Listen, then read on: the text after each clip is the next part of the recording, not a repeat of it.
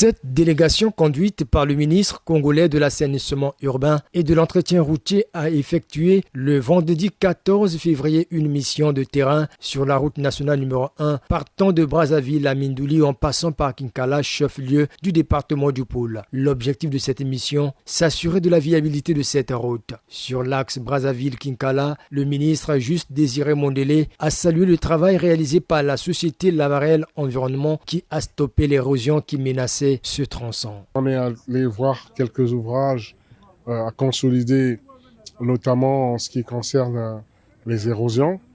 On a vu comment, au niveau de Mabaya, comment la structure a dû être solidifiée et pour sauver la route, puisqu'il y a l'érosion qui commençait donc à prendre la route et au risque de la couper. Et en second lieu aussi, protéger les habitats. Sur le tronçon Kinkala-Mindouli, en passant par Gambari, le constat révèle une dégradation accrue de la route.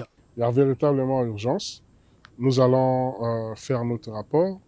Nous allons reporter ce qu'on a vu au chef du gouvernement qui nous a mis en mission, qui nous a demandé donc de venir toucher du doigt. Et donc je pense que le rapport sera fait et très rapidement. La méthodologie qui est déjà celle qu'on a vue à Mabaya, qui consiste donc à consolider ces ouvrages en souffrance, devrait être appliquée. On verra avec donc le Premier ministre, une fois qu'on lui a rendu compte ce qu'il allait de faire. La société Lavarel Environnement a renouvelé son engagement de poursuivre cette initiative. Au-delà de la visite des infrastructures routières, le ministre Juste Désiré Mondélé a également échangé avec les autorités municipales et départementales du Pôle sur la nécessité d'engager des initiatives d'assainissement pour maintenir propres leurs différentes localités. Veiller à ce que les bâtiments soient assainis, soient propres. Veiller à ce que la ville de Kinkala soit propre. Et cela est possible. Cette ville est magnifique, on se croirait, avec son relief semi-montagneux, avec la beauté des arbres. Mais surtout, il y a un grand boulevard. Donc, je vous fais confiance. Retroussons nos manches, pas seulement les premiers samedis du mois, puisque de toutes les façons, avec la qualité du sol et le débit des pluies aujourd'hui, travailler un seul samedi sur 4, je crains que ça soit des retrouvailles entre amis sans atteindre l'objectif, sinon les objectifs.